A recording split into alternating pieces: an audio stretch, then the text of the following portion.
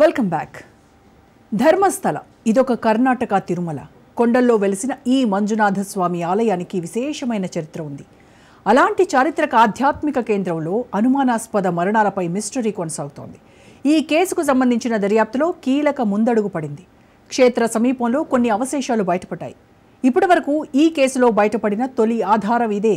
ఇంతకీ ఒక సఫాయి కార్మికుడు చెబుతున్న సాక్ష్యం ద్వారా అసలేం జరుగుతోంది? ఈ మొత్తం ఉదంతం ద్వారా వెలుగులోకి వస్తున్న కఠిన వాస్తవాలేంటి? వినే కొద్దీ ఒళ్ళు గగురు పొడిచే చేదు నిజాలేంటి? అసలు బయటపడ్డ అవశేషాలెవరివి? ఆధ్యాత్మిక కేంద్రంలో కొనసాగుతున్న మరణాలపై మిస్టరీ.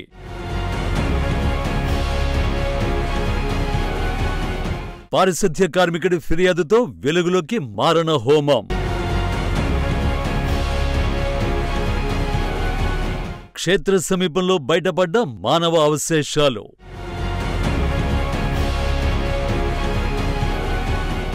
అమ్మో, ధర్మస్థలం అంటేనే భయమేస్తుంది అందరికీ.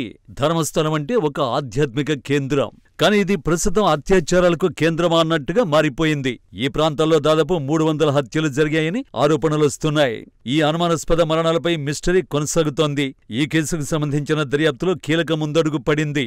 శ్రీక్షేత్ర సమీపంలోని అటవీ ప్రాంతంలో కొన్ని శవాల్ని పూడ్చిపెట్టారని ఒకప్పటి పారిశుద్ధ్య కార్మికుడు చూపించిన ప్రదేశాలు తవ్వకాలు జరుపుతున్నారు. ఇందులో ఒకచోట కొన్ని అవశేషాలను గుర్తించారు. ఇప్పటి వరకు ఈ కేసులో బయటపడిన తొలి ఆధారం ఇదే.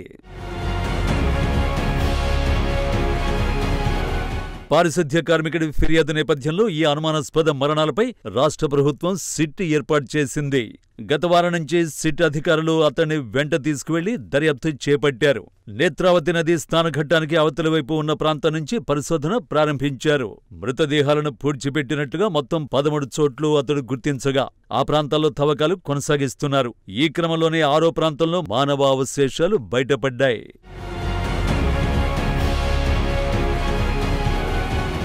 సైట్ నంబర్ 1లో తవ్వకాలు జరిపిన చోట కీలక ఆధారాలు లభించాయి. 2.5 అడుగులు తవ్వగానే మహిళ మృతదేహం ఆనవాళ్లు లభ్యమయ్యాయి. చిరిగిన రెడ్ జాకెట్తో పాటుగా పాన్ కార్డు, ఏటీఎం లభ్యమయ్యాయి. అయితే పాన్ కార్డు, ఏటీఎంలపై 2 వేర్వేరు పేర్లున్నాయి. ఓ కార్డుపై మగవాళ్ల పేరుండగా మరో కార్డుపై లక్ష్మి అనే మహిళ పేరుంది.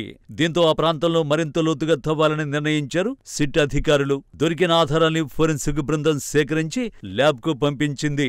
ల్యాబ్లో పరీక్షించిన తర్వాతే వాటి గురించి వివరాలు తెలుస్తాయని సిట్ అధికారులు చెబుతున్నారు.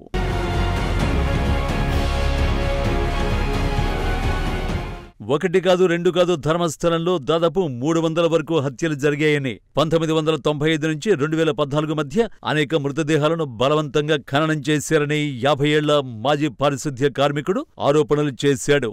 హత్యల్లో టీనేజీ అమ్మాయిలు, చిన్నారులే ఎక్కువగా ఉన్నారని, వారిలో కొందరిపై లైంగిక దాడులు, యాసిడ్ దాడులు కూడా జరిగాయని బాంబు పేల్చాడు. మృతదేహాలు త్వరగా కూలిపోయేలా చేసేందుకు కొందరిని నేత్రావతి ఒడ్డున పూడ్చిపెట్టానని తెలిపాడు. 2010లో స్కూల్ డ్రెస్ లో ఉన్న బాలిక శవాన్ని విసిరేశానని వెల్లడించాడు. అలాగే మహిళల మృతదేహాలు చాలా వరకు లోదుస్తులు లేకుండా ఉన్నాయని, అందులో చాలా మంది మృతదేహాలపై లైంగిక దాడి, హింసకు సంబంధించిన గాయాలున్నాయని తెలిపాడు. వారిపై హత్యాచారం జరిగినట్లు ఆనవాళ్లు ఉన్నాయన్నాడు. తనకు ఇష్టం లేకపోయినా తనతో బలవంతంగా ఈ పని చేయించారని చెప్పాడు. నోరు విప్పితే చంపేస్తామని బెదిరించారని వెల్లడించాడు. తనకు ప్రాణహాని ఉందని ఆ వ్యక్తి వాపోయాడు.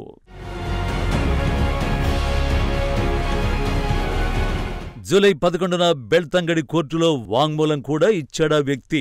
1998లో ఒకసారి పోలీసులకు ఫిర్యాదు చేయడానికి ప్రయత్నించినప్పుడు తనను దారుణంగా కొట్టారని, ఆ తర్వాత నోరు మూసుకున్నారని చెప్పాడు. 2014లో తన కుటుంబంలోని ఒక బాలికపై జరిగిన లైంగిక దాడి తనను తీవ్రంగా కలిచివేసిందన్నాడు. అందుకే భయంతో ధర్మస్థల వదిలేసి పొరుగు రాష్ట్రానికి పారిపోయినట్లు తెలిపాడు. దశాబ్దం తర్వాత అపరాధ భావంతో తిరిగి వచ్చినట్టు వెల్లడించాడు. ఈ శవాలకు సరైన అంత్యక్రియలు జరిగితే వారి ఆత్మలు శాంతిస్తాయని, తన గుండెలోని భారం తగ్గుతుందని పారిశుద్ధ్య కార్మికుడు భావోద్వేగానికి లోనయ్యాడు. ఒక శవాన్ని వెలికితీసిన ఫోటోలను, తన ఉద్యోగానికి సంబంధించిన ఆధారాల్ని పోలీసులకు సమర్పించాడు. ఈ హత్యల వెనుక ఆలయ నిర్వాహకుల్లో కొందరు శక్తివంతమైన వ్యక్తులు ఉన్నారని ఈ కార్మికుడు ఆరోపిస్తున్నాడు.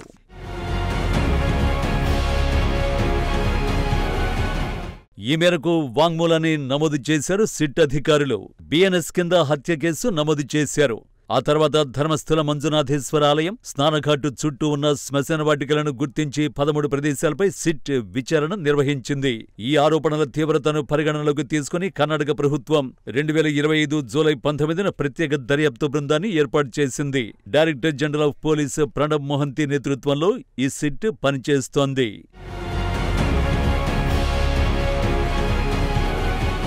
ఈ కేసులో 2012లో సంచలనం సృష్టించిన సౌజన్య అనే 17 ఏళ్ల విద్యార్థిని అత్యాచారం, హత్య కేసు కూడా మళ్లీ తెరపైకొచ్చింది. సౌజన్య తల్లిదండ్రులు, ఇతర బాధిత కుటుంబాలు తమ పిల్లల అదృశ్యంపై సమగ్ర దర్యాప్తు జరపాలని డిమాండ్ చేస్తున్నాయి. ఈ కేసులో విచారణ సరిగ్గా జరగలేదని, ఒక వ్యక్తిని బలిపశువుగా చేసి అసలు దోషుల్ని తప్పించారని ఆరోపణలున్నాయి.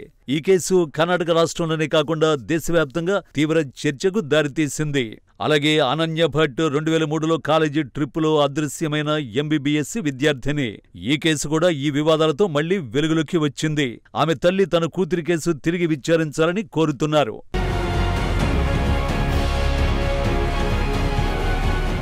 ఈ వివాదాలు ధర్మస్థల ఆలయ నిర్వహణ, ముఖ్యంగా ధర్మాధికారి డాక్టర్ డి వీరేంద్ర హెగ్గడే, ఆయన కుటుంబంపై కూడా ఆరోపణలున్నాయి. వీరేంద్ర హెగ్గడే రాజ్యసభ సభ్యుడు, పద్మవిభూషణ్ గ్రహీత కావడంతో ఈ కేసు దేశవ్యాప్తంగా సంచలనం సృష్టించింది. ఈ నేరాలను కప్పిపుచ్చడంలో ఆలయ యాజమాన్యంలోని పెద్ద పెద్ద వ్యక్తుల ప్రమేయం ఉందని ఆరోపణలొస్తున్నాయి.